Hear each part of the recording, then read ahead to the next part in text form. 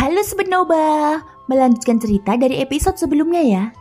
Di bawah pengalihan avatar Yuan Shen, tubuh asli Xiaoyan terus mengontrol kekuatan apinya. Saat dia mengangkat tangannya, nyala api itu seperti naga yang berenang sementara pilnya digantung di atas kuali obat.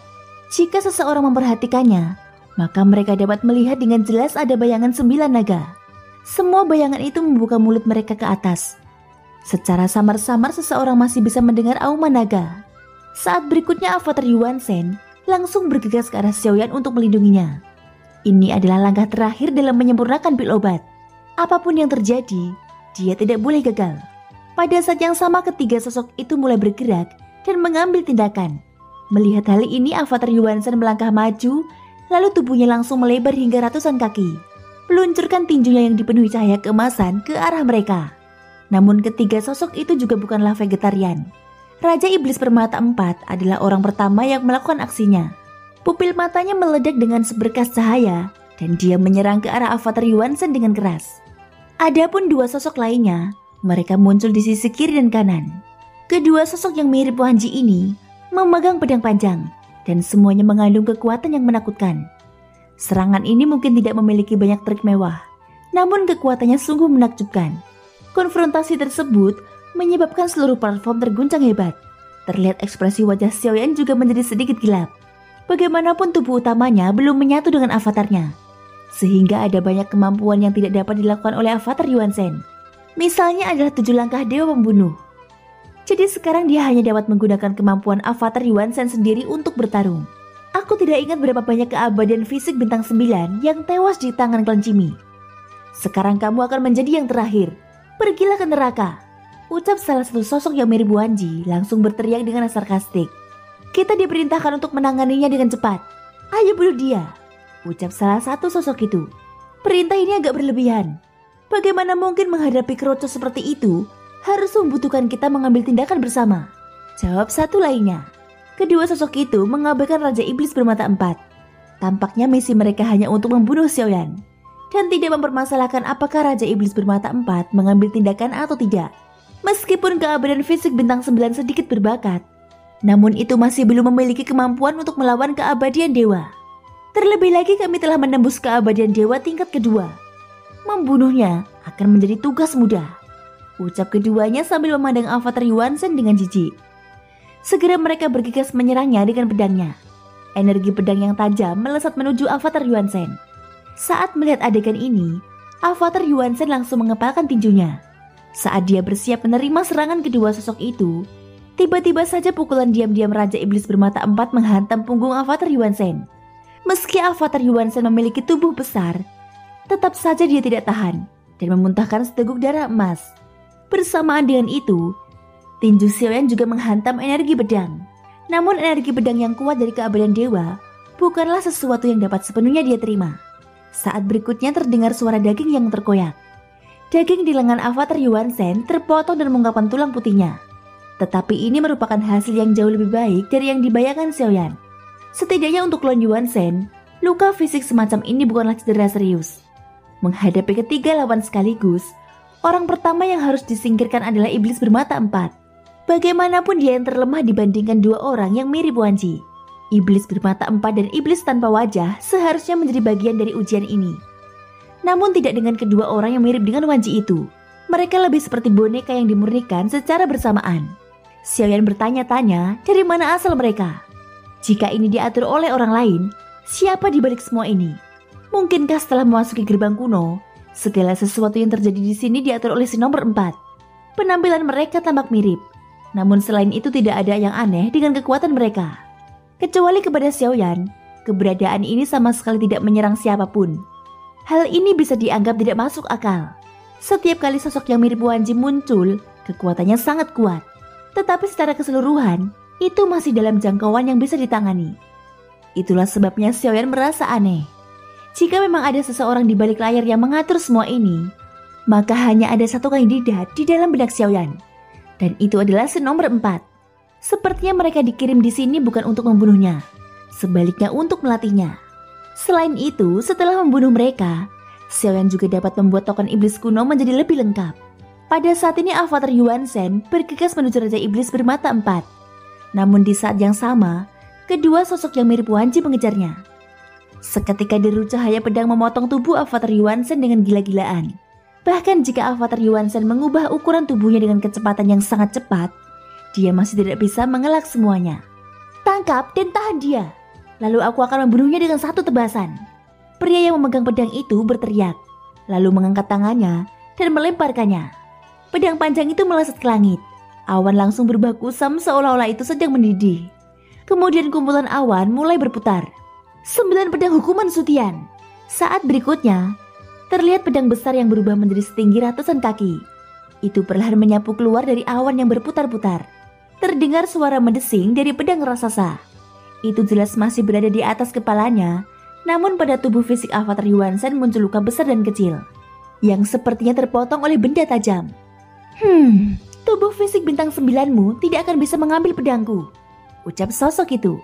Tubuh Avatar Yuan Shen bergetar hebat, tapi saat ini wajahnya tetap tenang. Karena tidak jauh dari situ, ada wangi ramuan sudah menyebar. Akhirnya Xiaoyan berhasil menyempurnakan pil 9 naga yang. Xiaoyan segera berdiri, dan di bawah telapak kakinya muncul guntur jili. Dalam sekejap tubuhnya langsung menghilang. Mereka mungkin berpikir bahwa Avatar Yuan Shen merupakan tubuhnya yang asli, sehingga mereka tidak menyadari tubuh asli Xiaoyan lah yang sedang memurnikan pil obat. Saat pedang raksasa itu perlahan jatuh, terlihat ada 2 sosok yang saling tumpang tindih menjadi satu. Itu hanyalah pedang. Kenapa kamu berpikir aku tidak bisa menanganinya? Suara dingin Xiaoyan keluar. Pada titik ini, setelah Avatar Yuan Shen dan Xiaoyan bergabung menjadi satu, selain segel bintang 9 di antara alisnya, di matanya terbuka dan tertutup muncul bintang ganda. Energi dan darahnya seketika menyebar dari dalam tubuhnya. Hanya ketika keduanya bergabung, Xiaoyan dapat mencapai keabadian fisik alam leluhur. Seketika luka berdarah di tubuh besarnya juga mulai sembuh. Terlebih lagi seseorang juga dapat melihat, di bawah kulit Xiaoyan saat ini ada cahaya keemasan yang mengalir. Energi pedang yang tajam dari sosok yang mirip Wan Ji itu tidak dapat lagi melukainya. Tubuh fantasi emas dapat mengubah daging dan darah menjadi substansi yang memiliki pertahanan yang lebih kuat. Dalam sekejap mata, sosok Xiaoyan berubah menjadi ribuan kaki. Sebelum pedang raksasa itu jatuh, dia langsung mengangkat tangannya, lalu mengarahkannya ke mereka bertiga. Jari penghancur bintang, teriak Xiaoyan. Kekuatan jari ini secara alami, beberapa lebih kuat dibandingkan ketika digunakan Avatar Yuan Shen. Terlihat jari besar berputar dengan cahaya keemasan, kemudian meledak ke arah 3 orang itu dengan kekuatan penghancur yang luar biasa. Adapun pedang raksasa yang meluncur ke bawah, Xiaoyan segera mengangkat telapak tangannya dan menangkapnya dengan keras. Di bawah tubuh Xiaoyan yang tingginya beberapa ribu kaki, pedang raksasa itu tidak lagi terlihat begitu besar. Saat pedang itu menyentuh telapak tangan emasnya, ada percikan yang terbang kemana-mana. Namun Xiaoyan tetap merasakan dampak darinya. Bagaimanapun ini adalah serangan keabadian dewa tingkat kedua. Ketajaman energi pedangnya masih melukai tubuh Xiaoyan. Terlihat cahaya keemasannya mengalir dari tubuhnya mulai menyebar, dan ada tanda bekas goresan pedang yang muncul. Meskipun itu menyebabkan darah Xiaoyan mengalir keluar, jika dibandingkan dengan situasi tragis sebelumnya, luka seperti ini bisa sembuh hampir dalam satu tarikan nafas. Saat Xiaoyan meraih pedang raksasa itu, tangannya langsung menggenggamnya dengan kelima jarinya. Kemudian pedang itu runtuh sedikit demi sedikit.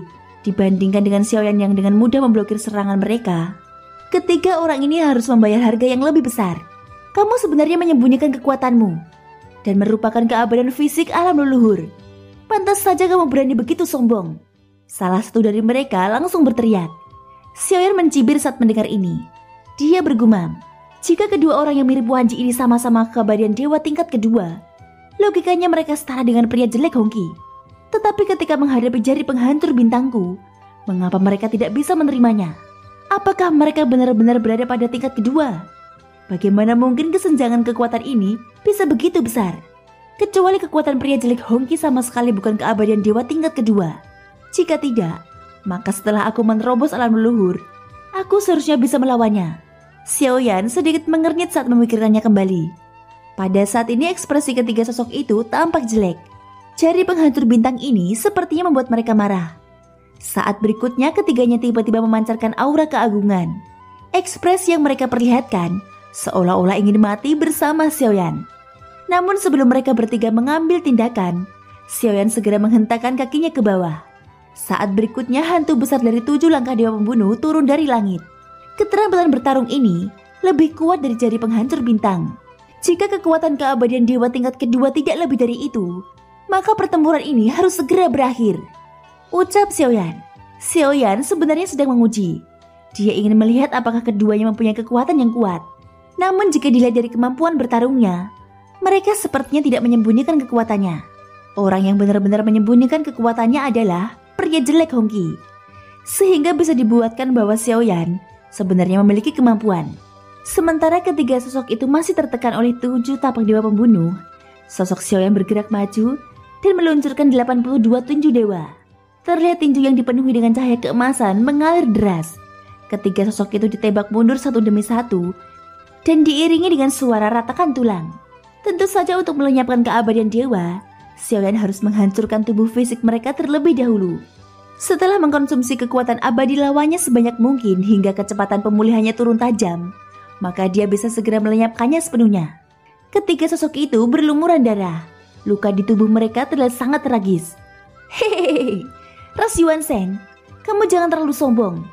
Di dunia yang luas ini kamu tidak akan bisa melarikan diri, ucap sosok yang mirip Wan Ji itu. Mereka sudah berada di ujung kematiannya, namun dia masih berkata dengan arogan. Xiaoyan terlalu malas untuk menjawabnya. Sebagai gantinya, sosoknya melompat keluar dan berencana melakukan pukulan terakhir untuk melenyapkan mereka sepenuhnya. Segera tinju yang mengandung cahaya keemasan terbentuk di langit. Mata ketiga orang itu menatap tinju besar yang menghalangi langit dan matahari. Bohong jika mereka tidak takut mati. Itu dapat dilihat melalui keringat dingin yang memenuhi dahi mereka. Namun tepat ketika Xiaoyan sedang mengamati ekspresi ketiga orang itu, tiba-tiba terjadi kejutan yang tidak terduga. Boom! Ada kekuatan yang tak kasat mata langsung memblokir pukulannya, sehingga pukulannya melayang beberapa meter dari mereka bertiga. Bersamaan dengan itu ada sesosok tubuh yang muncul. Hati Xiaoyan tiba-tiba menegang, karena dalam radius jiwa alamnya, dia dapat merasakan satu demi satu aura yang muncul. Xiaoyan terkejut dengan momentum yang tiba-tiba ini. Dia melihat sekelilingnya dan menemukan ada berbagai sosok yang muncul. Dibandingkan dengan ekspresi Xiaoyan, Lantian dan 3 orang lainnya memiliki ekspresi yang lebih jelek. Mereka semakin ketakutan. Iblis tak berwajah di depan mereka belum terpecahkan, dan sosok-sosok lainnya juga muncul di sekitar mereka. Bagaimana mungkin mereka bisa muncul lebih awal? Ucap terkejut keempatnya. Tidak semua sosok-sosok yang muncul merupakan manusia. Di antara mereka ada juga binatang buas dan bahkan ada yang memiliki bentuk sangat aneh. Adapun orang yang memblokir pukulan Xiaoyan, itu adalah sosok berjubah abu-abu. Tentu meskipun dia bisa memblokirnya, namun lengannya juga patah dan itu tidak mudah baginya. Pada saat yang sama, semua sosok di sekitarnya langsung bergegas menuju Xiaoyan. Bahkan iblis tanpa wajah juga bergegas menuju Xiaoyan dan mengabaikan keberadaan 4 orang itu. Saat melihat adegan ini, keempat orang itu merasa sangat aneh. Seolah-olah hanya Xiaoyan yang ada di sini.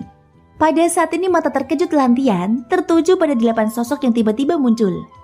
Selain para raja iblis, mereka adalah Pak Tua Tianli dan Golem Batu.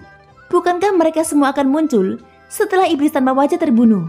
Bahkan ada 2 orang asing yang belum pernah aku lihat sebelumnya. Bagaimana situasi seperti ini bisa terjadi? Ucap Lantian. Aku juga tidak tahu. Mungkin itu ada hubungannya dengan orang ini. Konon setiap iblis yang muncul di dalam ujian ini disiapkan oleh klan Cimi untuk menjaga harta karunnya. Ucap si tua bungkuk. Iblis dari setiap dunia ini masih bisa diselesaikan jika muncul satu persatu. Tapi jika mereka semua bersatu, tidak peduli seberapa kuat orang ini, dia pasti dikalahkan. Dan aku khawatir pada akhirnya kita semua juga dalam bahaya. Haruskah kita membujuknya untuk menyerah? Selama kami memilih untuk menyerah, kamu bisa meninggalkan tempat ini. Ucap Lantian. Sudahlah, lagi pula orang ini tidak baik. Biarkan dia mati dalam pertempuran. Lagi pula para raja iblis ini menargetkan kita.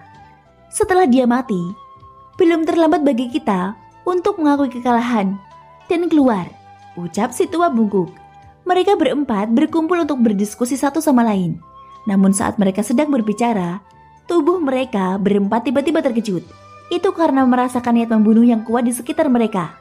Tampak dari kejauhan, mata Xiaoyan menatap mereka dengan tajam. Meski hanya sesaat, namun sudah cukup untuk mengingatkan keempat orang ini. Seolah-olah jika Xiaoyan tidak mati dalam pertempuran, maka mereka berempatlah yang akan mati. Memikirkan hal ini, mereka berempat berkeringat dingin. Mereka tidak berani berbicara sembarang lagi. Saat ini total ada 10 musuh di hadapan Xiaoyan. Meski begitu, Xiaoyan masih berdiri tegak dengan ekspresi wajah acuh tak acuh. Ini juga bagus. Karena kalian muncul bersama, maka itu bisa dianggap menghemat waktuku. Dengan cara ini, aku dapat mengakhiri ujian lebih awal, ucap Xiaoyan. Setelah kata-katanya jatuh, avatar Yuan Shen bergegas keluar dari bayangan Xiaoyan. Dia bergegas maju, kemudian ukurannya berubah menjadi ribuan kaki. Saat berikutnya avatar Yuan Shen langsung melancarkan serangannya tanpa pandang bulu. Kecuali 3 orang yang sudah terluka parah karena serangan Xiaoyan sebelumnya. 7 sisanya masih dalam kondisi puncaknya. Menghadapi serangan avatar Yuan Shen, mereka justru mengambil inisiatif menyerang balik. Bum bum bum. Pertarungan sengit di mana 1 melawan 7 sosok berlangsung dengan ganas. Namun setelah bertukar pukulan beberapa kali dan menerima serangan dari berbagai arah, terlihat avatar Yuan Shen secara bertahap dipaksa mundur. Ada luka mengerikan yang terlihat jelas di tubuhnya. Adapun mengapa avatar Yuan Shen yang mengambil tindakan, jelas dia hanya mengulur waktu agar tubuh utama Xiaoyan dapat membentuk teratai api Buddha 3 warna. Tangan Xiaoyan bergerak dan mengungkapkan api 3 warna mulai terjalin secara gila-gilaan. Seketika energi mengerikan memenuhi area di sekitarnya dan menyebabkan suhu di seluruh platform meningkat tajam. Saat berikutnya avatar Yuan Shen mundur dan menyatu dengan tubuh utama Xiaoyan. Xiaoyan mengelurkan kedua tangannya, membiarkan teratai api Buddha 3 warna terbang keluar. Karena kalian datang ke sini untukku, maka aku akan membiarkan tempat ini berubah menjadi lautan api dan melihat apakah kalian tidak kenyang, ucap Xiaoyan. Matanya menunjukkan cahaya panas. Pada saat ini teratai api yang terbang ke depan mulai membesar hingga menutupi separuh platform. Tanpa berpikir panjang, 4 orang di kelompok Lantian dengan cepat mundur ke tepi platform. Mereka bisa merasakan kekuatan penghancur yang sangat mengerikan menyebar dari teratai api. Boom! Setelah teratai api meluas hingga ekstrim, itu meledak dengan kekuatan penghancur yang melanda semua tempat. Di tengah ledakan dahsyat itu, terdengar suara jeritan sesaat. Setelah itu terlihat satu demi satu sosok yang keluar dengan penampilan menyedihkan. Aku sudah membentuk kembali domain dewa abadiku. Sekarang, tepat pada waktunya untuk mencoba. Apakah aku bisa memasukkan 10 orang ini sekaligus? Gumam Xiaoyan lagi. Pada saat yang sama, pikirannya tergerak dan memanfaatkan kesempatan untuk meluncurkan domain dewa abadi. Dalam sekejap seluruh platform berubah menjadi dunia api. Tampak ada 3 matahari yang menggantung di langit. Ada juga 3 pilar petir yang sedang menopang langit dan bumi. Dunia yang dibentuk dari domain dewa abadi ini dipenuhi dengan energi kekerasan yang luar biasa. Ketika lautan api dan guntur menyapu, seolah-olah tempat ini seperti tungku alkimia yang besar.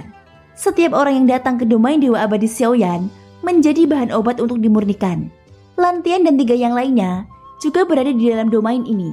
Mereka semua tampak ketakutan dan semua sosok di sini menunjukkan rasa sakit di wajah mereka. Celaka, orang ini benar-benar berniat membunuh kami semua. Apa yang harus kita lakukan sekarang? Ucap Lantian. Mari bekerja sama untuk menghancurkan domain dewa abadinya, ucap si bungkuk. 3 sosok lainnya tampak sangat cemas lalu mengangguk. Namun tepat ketika mereka berempat hendak mengambil tindakan, domain dewa abadi Xiaoyan tiba-tiba hancur tanpa peringatan apapun. Namun pada saat ledakan terjadi, itu masih menimbulkan dampak destruktif yang dahsyat. Sehingga 4 orang itu ditembak ke belakang dan menabrak tirai tipis di pinggir platform. Mereka memuntahkan seteguk darah, nyala api masih menyala dan membakar pakaiannya. Setelah domain dewa abadi Xiaoyan hancur, terlihat sosok raksasa yang menutupi langit dan matahari. Mereka mendongak ke atas dengan mata terbelalak. Itu adalah raksasa yang sangat besar. Ukurannya yang sangat besar jauh melebihi imajinasi mereka. Pada saat ini sosok besar itu mengulurkan telapak tangannya yang seperti benua, memegang matahari dan bulan di tangan. Suara bergema Xiaoyan terdengar. Ketika telapak tangan raksasa itu jatuh, seluruh platform bergoyang hebat. Bang! Suara ledakan yang memekakan telinga terdengar. Momen ketika kelima jari berkumpul, 10 sosok itu langsung hancur berkeping-keping. Kekuatan cengkeraman ini cukup kuat, dan 10 sosok itu mulai runtuh. Mereka tidak dapat menahan kekuatan penghancur tersebut. Pada saat tubuh mereka menghilang, Xiaoyan segera mengeluarkan token iblis kuno. Seperti yang diharapkannya, kematian 2 sosok yang mirip Wanji menjadi 2 kelompok cahaya yang diserap oleh token iblis kuno. Adapun 8 sosok lainnya, mereka berubah menjadi bintang yang tak terhitung jumlahnya. Cahaya bintang yang tersebar itu tenggelam ke platform. Lalu platform besar ini mulai bergetar dan naik ke atas. Ini sudah berakhir. Kita akan tamat di sini, ucap Lantian berbicara dengan suara gemetar. Serangan acak Xiaoyan sebelumnya telah membuat mereka terluka parah. Ekspresi keempat orang itu tampak pucat. Setelah Xion berhasil membunuh semua Raja Iblis, selanjutnya mungkin akan menjadi giliran mereka berempat. Pada saat ini platform bundar telah melewati awan kelabu. Lingkungan di sekitar menjadi semakin gelap. Seolah-olah mereka telah sampai ke dalaman awan. Saat Xion menoleh ke sekitarnya, dia melihat ada istana yang ditangguhkan di atas awan. Kita telah sampai ke istana abadi surgawi. Lantian yang masih terluka parah tidak bisa menahan diri untuk tidak berbicara dengan suara serak. Lalu bagaimana meskipun kita sampai di istana abadi surgawi? Orang itu jelas tidak akan membiarkan kita hidup, ucap si tua bungkuk. Mereka tahu bahwa Xion memang kuat. Hanya saja mereka tidak menduga bahwa dia sekuat itu. Pada saat ini mereka merasa bahwa mereka seperti semut di mata Xiaoyan. Senior, tolong tunjukkan belas kasihanmu. Aku benar-benar minta maaf, ucap Lantian memimpin dengan berlutut di tanah. Melihat ini, pria Yin dan Yang juga bereaksi dengan cepat dan ikut berlutut. Hanya si bungkuk yang menggertakkan gigi dan tidak mau melakukannya. Apakah kalian begitu takut mati? Xiaoyan berkata dengan dingin. Dia benar-benar tidak memiliki kesan yang baik tentang keempat orang ini. Selama di sepanjang jalan, mereka tidak hanya tidak membantu, tetapi mereka juga membuat banyak batu sandungan. Hanya karena Xiaoyan tidak ingin membunuh tanpa pandang bulu, jadi dia tidak segera mengambil tindakan. Senior, kami bukan dari dunia iblis kuno. Sejujurnya, dunia kami sedang dalam krisis, dan kami terpaksa datang ke sini untuk mencari terobosan keabadian dewa. Jika kami mati di sini, maka dunia kami akan kehilangan harapan. Lantian berkata dengan menyedihkan. Dan dua orang lainnya juga mengungkapkan penderitaannya. Adapun apakah itu benar atau tidak, Xiaoyan sebenarnya tidak berniat membunuhnya. Cukup, aku tidak tertarik dengan nyawamu. Tadi kamu mengatakan bahwa ini disebut istana abadi surgawi. Sekarang ceritakan padaku baik-baik, ucap Xiaoyan. Bagi Xiaoyan, tidak ada gunanya membunuh mereka. Sebaliknya lebih baik membawa mereka ke istana abadi surgawi ini. Karena mereka pernah ke sini. Seharusnya mereka memiliki pemahaman tentang tempat ini. Senior, kamu pasti pernah mendengar tentang pilar surgawi. Aku datang ke sini hanya untuk harta karun ini. Namun untuk mendapatkan harta karun ini, Anda harus mendapatkan persetujuan dari istana abadi surgawi. Sebelum datang ke sini, kami memang melakukan penelitian. Dikatakan bahwa istana abadi surgawi adalah keberadaan yang nyata. Pilar surgawi ini juga nyata. Artinya, harta ini bisa diambil. Tapi premisnya adalah perlu mendapatkan persetujuan dari istana abadi surgawi. Sehingga senior harus memasuki istana abadi surgawi terlebih dahulu. Setiap orang yang memasuki istana abadi surgawi akan mengalami ilusi yang berbeda. Senior, sebenarnya kami berempat sudah memasukinya, tapi tidak ada satupun dari kita yang berhasil. Aku telah mengatakan semuanya, dan tidak berani menyembunyikan apapun dari senior. Lantian menjelaskan semuanya dengan senyum pahit. Sekarang dia tampak tidak takut dipermalukan. Alasan utamanya adalah dia tidak berani mengatakan setengah kebohongan kepada Xiaoyan. Lagi pula di mata mereka, Xiaoyan adalah eksistensi yang sangat kuat, yang bahkan bisa membunuh mereka tanpa berkedip. Xiaoyan memandang istana abadi surgawi. Kemudian tatapannya tertuju pada bagian belakang istana abadi surgawi. Dia samar-samar bisa melihat bahwa pilar batu yang tampak menopang dunia ini berakhir sampai di sini. Senjata seperti itu, bahkan klan Yuan-san mungkin akan menganggapnya terlalu besar. Saat melihat debu yang menempel di permukaannya telah mengeras, Xiaoyan tidak bisa menilai sudah berapa tahun pilar surgawi ini berdiri di sini dan tidak ada yang bisa mengambilnya. Pada saat ini platform bundar terus melayang lalu berhenti di depan istana abadi surgawi. Saat berikutnya, muncul tangga batu dengan ribuan anak tangga yang terhubung langsung ke istana abadi surgawi. Thank you guys sudah mendengarkan ceritaku di episode kali ini sampai akhir. Ikutin terus kelanjutan episode berikutnya ya. Semoga hari kalian menyenangkan. Sampai jumpa dan bye-bye.